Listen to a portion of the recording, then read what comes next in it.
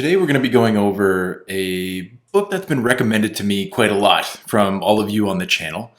It's Steal Like an Artist by Kleon. And this book is all about making you a genius, and it's going to do that by showing you just how to be more of yourself. Austin is a writer and he's an artist whose short, impactful book, Steal Like an Artist, really is walking us through 10 things that no one ever told us about creativity. And as someone who thinks of themselves as creative, this was a really impactful book for me. You want to open your eyes to the possibility around you, you want to get practical, and just get creative and discover your own path to being an artist and what that might look like for you. The first point that I pulled out of the book is that advice equals autobiographical. He says that all advice is autobiographical. It's one of my theories that when people give you advice, they're really just talking to their past selves. This book is me talking to a previous version of myself. And these are things that I've learned over almost a decade of trying to figure out how to make art. But a funny thing happened when I started sharing them with others. I realized that they're not just for artists, they're for everyone. These ideas apply to anyone who's trying to inject some creativity in their life and their work, and that should describe all of us. In other words, this book is for you. Whoever you are, whatever you make, let's get started. And for me, the short, witty book, it reminds me of another one that we've reviewed on the channel that I recommend you go and check out, and that's Turning Pro by Steven Pressfield. The thing about both of these books, and the things that they have in common, is that they are very autobiographical. Both Austin and Steven are sharing what's worked for them over the years, both artists in their own right. I love the way that Austin positions this as well. It's truly the only type of advice that you're getting out there. So a really great tip out of the gate, something important that I think all of us should remember whenever we're reading books or getting advice, is the person giving you this advice someone that you would trade lives with? Would they be the best person to give your current version of yourself advice? In other words, have they been where you are, and how did they get through it? Was it an easy journey for them? Was it a journey that you would take yourself? It's not to be critical of all advice that we're getting, but it's to be aware, it's to be informed, and it's to set kind of some ground rules for yourself. Now, part of my creativity is stealing like an artist. Of course, I've done over 100 different book reviews on this YouTube channel over the past 2 years, and I've got 600 different ideas all built into an AI-like web that we are using to do our book summaries on the channel. If you're interested in getting full access to this tool for yourself, you can click the first link down below in the description, or click the big blue join button on the YouTube channel. You'll get access to my personal development AI that you can essentially access anywhere that has access to a web browser. The next idea that I'm pulling out here is the 10 things that no one told you about creativity. We've got Steal Like an Artist as number 1. Don't wait until you know who you are to get started is number 2. Write the book that you want to read. Use your hands. Side projects and hobbies are important. The secret is to do good work and to share it with people. Geography is no longer our master. Be nice. The world is a small town. Be boring. It's the only way to get work done. And that creativity is about subtraction. So these are the 10 ideas in the book, and that's really the 10 ideas that the book is centered around. We're going to dive deep into a few of my favorites a little bit more in depth in the video, but here are some bullet point summaries for each one of these. Steal like an artist. Nothing is original. Great artists are curators of great ideas, and they iterate on them. Don't wait until you know who you are to get started. The act of making is where we figure out who we are, what we want to contribute. Number 3 is to write the book that you want to read. We don't want to spend time writing what we already know. Pick something you're interested in and passionate about, and write about that. because that pushes you to get better along the way. Number 4 is to use your hands. Find ways to get your body involved in your work. Computers are really stifling to creativity sometimes. For me, this looks like using a whiteboard. I've got a large whiteboard in my office, and sometimes that's where I do my best work. Side projects and hobbies are important. And like Nicholas Luhmann from How to Take Smart Notes said, I only work when I'm interested in something.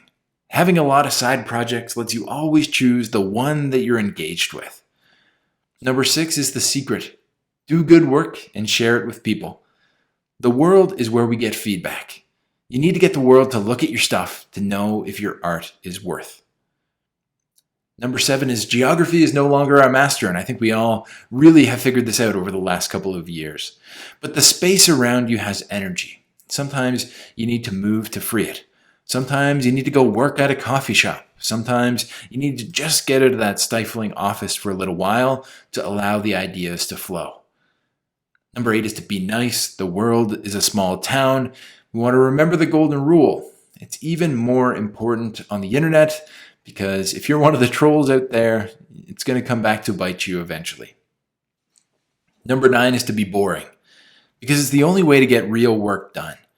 Creativity takes energy, and do your best not to waste yours. Make sure you're getting to bed on time and you're not kind of living the creative lifestyle potentially that is so often told to us in movies and books. Creativity is about energy. We need to do our best to not waste ours. And finally, creativity is about subtraction. In this age of information abundance, those who get ahead are the folks who figure out what to leave out so that they can concentrate on what's really important to them. Creativity is subtraction. Those are our 10 points, the 10 things that no one told us about creativity. The first one that I want to dive into a little bit more is to start copying. Because nobody is born with a style or a voice. We don't come out of the womb knowing who we are. In the beginning, we learn by pretending to be our heroes, and we learn by copying. We're talking about practice here, not plagiarism. Plagiarism is trying to pass off someone else's work as your own. Copying is about reverse engineering. It's like a mechanic taking apart a car to see how it works. We learn to write by copying down the alphabet. Musicians learn by playing and practicing the scales. Painters learn to paint by reproducing masterpieces. Remember, even the Beatles started as a cover band. So a question that I would ask for all of us out here is whose work do you absolutely love? And we could get busy copying them. That's how all of our favorite artists started. It's actually how I started this YouTube channel. Some of you may have been introduced to me through Joseph Rodriguez, my friend and my mentor. I copied his YouTube channel in the very beginning. I started off with mind maps and doing book reviews, very similar to him. Even the book reviews I'm doing are copying from really great people who I admire. And through the practice of copying, you end up finding your own way. I created my own thought models, my mental models, and I created my own system for organizing my life and essentially organizing all of the information we've learned together. You become more of yourself until eventually you look nothing like the original. We want to study and copy the masters instead of just sitting back and admiring them. Our next idea here is to be boring. And Austin says that he's a boring guy with a 9-to-5 job who lives in a quiet neighborhood with his wife and his dog. The whole romantic image of the creative genius doing drugs and running around sleeping with everyone is played out. It's for the superhuman and the people who want to die young. The thing is that it takes a lot of energy to be creative. You don't have that energy if you waste it on other stuff. And this really gives me these Steven Pressfield vibes. Creativity isn't what we see in the movies. It's what the life of the people who make those movies looks like. Often it's a 9-to-5 job at an office, putting in the work day after day. A question that you might ask yourself is, how might you make your life a little bit more boring to make your creative projects a little bit more interesting? If you want to learn a little bit more about this, I recommend you go and check out a few of the videos that I've done on Cal Newport's work, things like deep work and digital minimalism. Another quote from the book that we pulled out is, "The worst thing a day job does is take time away from you. But it makes up for that by giving you a daily routine in which you can schedule a regular time for your creative pursuits. Establishing and keeping a routine can be even more important than having a lot of time. Inertia is the death of creativity. You have to stay in the groove. When you get out of the groove, you start to dread the work because you know it's going to suck for a while. It's going to suck until you get back into the flow." And this is actually what my day-to-day life looks like. I work at a big tech company as a facilitator, which basically means I run meetings that people actually look forward to. And a lot of the meetings we're having are discussing concepts that we've discussed on this YouTube channel before. The way that I got the job was through the YouTube channel, and I believe that the job continues to level up my skills so I can bring more information to all of you and more real-world experience. That's really what you're looking for as an artist. Find a job, find a career that you can be creative in, and then also have your own side projects on the outside until you can make those side projects your 9 to 5, your full career. Our next idea here is compounding creativity. Amassing a body of work or building a career is a lot about a slow accumulation of a little bit of effort over time. Writing a page each day doesn't seem like much, but if you do it for 365 days, you have enough to fill an entire novel. And creating great work takes time, way more time than you think. Grounding the work into a day doesn't feel like much. Like he says, a page a day, maybe a single chapter of a book summary every single day, if you're me. But some of the books we've read, for example, The Compound Effect by Darren Hardy, shows this massive payoff for small daily actions towards our goals. Reserving yourself and knowing that a small daily action is actually what leads to large results is so important. It keeps you moving, keeps you learning, and keeps you growing. And I think it connects directly to our last point about being boring and having kind of a 9 to 5 job. It's really out of fashion nowadays, but if you can be boring and commit yourself to doing small amounts of work every single day, eventually those compound into really large projects. I mean, you're seeing the growth of this YouTube channel. I have 16,000 subscribers and almost 100 of you are paying channel members, supporting me and continuing to do the work that I truly love to do. Now, this has taken me a couple years to build up to it, but it's growing faster and faster every single day. So if you think that that can't be you, that you can't grow a YouTube channel, try bringing it into the day. Instead of putting out, a bunch of videos, think about putting out a little bit of good work every single day, maybe one video a week, and let that compound over time, and you'd be really surprised at what you can accomplish. The final idea we'll touch on here in Steal Like an Artist is constraints equal freedom.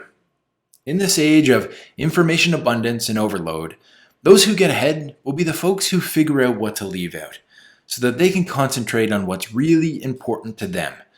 Nothing is more paralyzing than the idea of limitless possibilities. The idea that you can do anything is absolutely terrifying. The way to get creative the way to get over creative block is to simply place some constraints on yourself. It seems contradictory, but when it comes to creative work, limitations mean freedom. The right constraints can lead to your very best work. My favorite example is Dr. Seuss, who wrote The Cat in the Hat with only 236 different words. So his editor bet him he couldn't write a book with only 50 different words. Dr. Seuss came back and won the bet with Green Eggs and Ham, one of the best-selling children's books of all time. Talk about that for constraints. And the way that I've been thinking about this a lot lately is that games are only fun because we've got rules. Constraints they're often thought of as a bad thing, but actually they lead us to be our most creative selves. Austin also says that write a song on your lunch break, paint a painting with only one color, start a business without any startup capital, shoot a movie on your iPhone and just a few of your friends. Build a machine out of spare parts. Don't make excuses for not working. Make things with the time, the space, the materials that you have right now. And the question that I'd put to all of you is, what constraints can you add into your process to be a little bit more creative? For me, one of the constraints that I stick to is that these notes are a maximum of 8 ideas. And often books have dozens and dozens. I mean, this book was built around 10 things that people didn't tell us about creativity. So I need to be very selective, and I need to select which points to pull out, and that means that I also need to be more creative. And I think it makes these book summaries better as an end result, because I need to be more creative, I need to find more connections, as you can see through the maps. I need to be able to explain the books in a way that connects with you in a simple way. I've also pulled out 2 tools from this book, and I want to invite you to, if you haven't yet, click that first link down below in the description or click the big blue join button on the channel. You can find more about the personal development AI in the video that I've created at that link down below. If you join the YouTube channel, you get full access to this personal development AI. That includes the 600 different ideas, 100 plus book summaries, as well as the dozens of different tools, more practical applications of ideas that I've pulled out for all of you. You can access all of this on any device that has access to a web browser, whether that would be your desktop, your laptop, or your phone. I hope to see you inside of the channel membership. Thanks so much for all of your support on these videos, and I hope to see you in the next one.